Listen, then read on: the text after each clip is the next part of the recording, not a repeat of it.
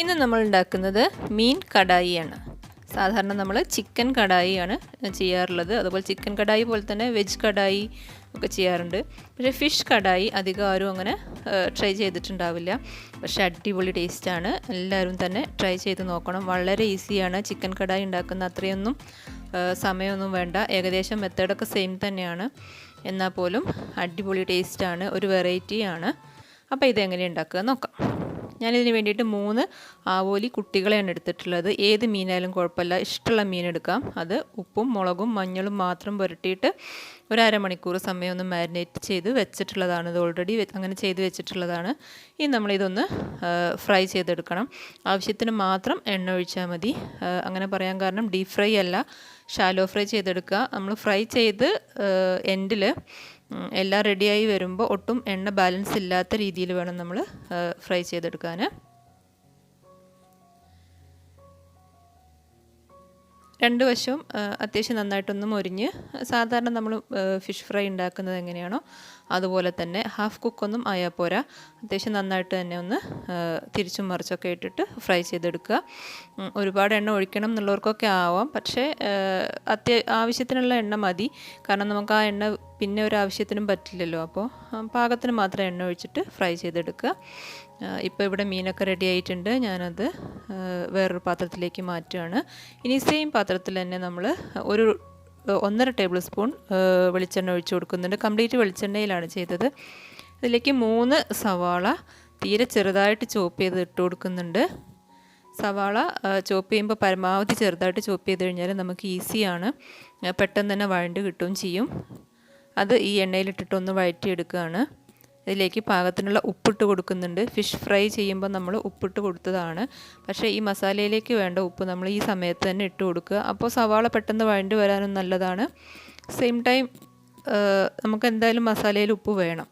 അപ്പോൾ നന്നായിട്ട് സവാള നന്നായിട്ട് തന്നെ ബ്രൗൺ കളർ, ഏകദേശം ബ്രൗൺ കളറിനോട് അടുത്ത് വരുന്ന രീതിയിൽ വഴറ്റിയെടുക്കുക. നന്നായി വഴണ്ടി വന്ന ശേഷം നമ്മൾ വെളുത്തുള്ളി ചതച്ചത് ചേർത്ത് കൊടുക്കുന്നുണ്ട്. ഒരു 4-5 അല്ലി എടുക്കുക. അതുപോലെ ചെറിയ കഷ്ണം ഇഞ്ചി ചതച്ചതിട്ട് കൊടുക്കുന്നുണ്ട്. പിന്നെ 2 പച്ചമുളക് അരിഞ്ഞതിട്ട് കൊടുക്കുന്നുണ്ട്. ഇഞ്ചിയും വെളുത്തുള്ളിയും പച്ചമുളകും കൂടി ഒരുമിച്ച് മിക്സിയിൽ അങ്ങ് അരച്ച് പേസ്റ്റാക്കിയിട്ട് അങ്ങനെ ചേർത്താലും മതി. ഞാനിപ്പോൾ എളുപ്പത്തിന് ഇങ്ങനെ ചെയ്തു എന്നേ ഉള്ളൂ. അതാവുമ്പോൾ കുറച്ചും കൂടി നല്ലതാണ്. എല്ലാം കൂടി മിക്സിയിലൊന്ന് അരച്ചെടുത്താൽ കുറച്ചുകൂടി നല്ലതാണ്. അതിൻ്റെ റോ ടേസ്റ്റൊക്കെ മാറി വരുമ്പോൾ നമ്മൾ 2 ടീസ്പൂൺ മുളക് പൊടി ചേർത്ത് കൊടുക്കുക. എരിവിനനുസരിച്ച് കൂട്ടുക കുറയ്ക്കുകയൊക്കെ ചെയ്യാം. അതുപോലെ 1/4 ടീസ്പൂൺ മഞ്ഞൾപ്പൊടി,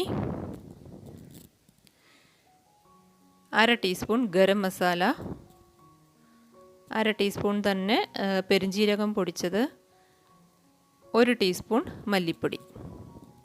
ഇത്രയും മതി, മസാലപ്പൊടികളായിട്ട് ഇത്രയും മതി. ഇനി അതിൻ്റെ ആ ഒരു റോ ടേസ്റ്റൊക്കെ ഒന്ന് മാറുന്നവരെ ആ എണ്ണയിലിട്ടിട്ട് തന്നെ ഇളക്കാം.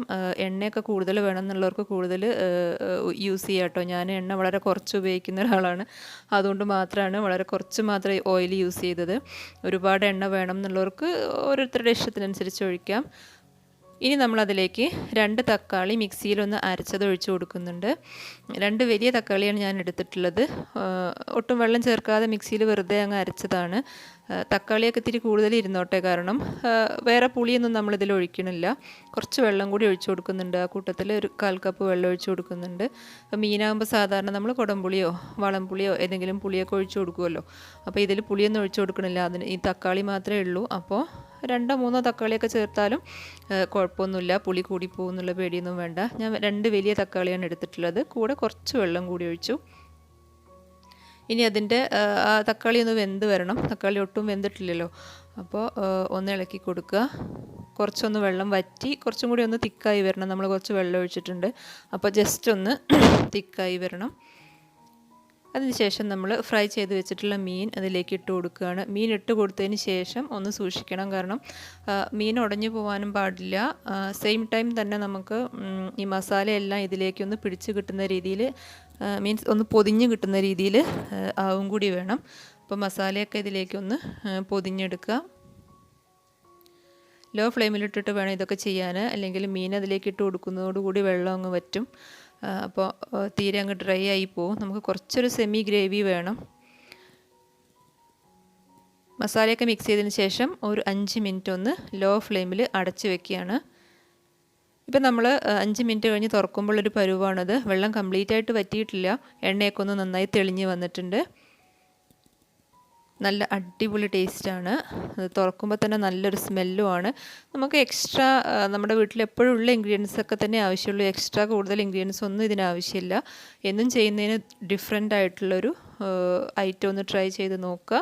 സ്ഥിരമായി നമ്മൾ ഫിഷ് കറിയും ഫിഷ് ഫ്രൈ ആണ് ചെയ്യാറുള്ളത്. വീഡിയോ ഇഷ്ടമായി കഴിഞ്ഞാൽ ചാനൽ ഒന്ന് സബ്സ്ക്രൈബ് ചെയ്യുക, ലൈക്ക് ചെയ്യുക, കമൻറ്റ് ചെയ്യുക.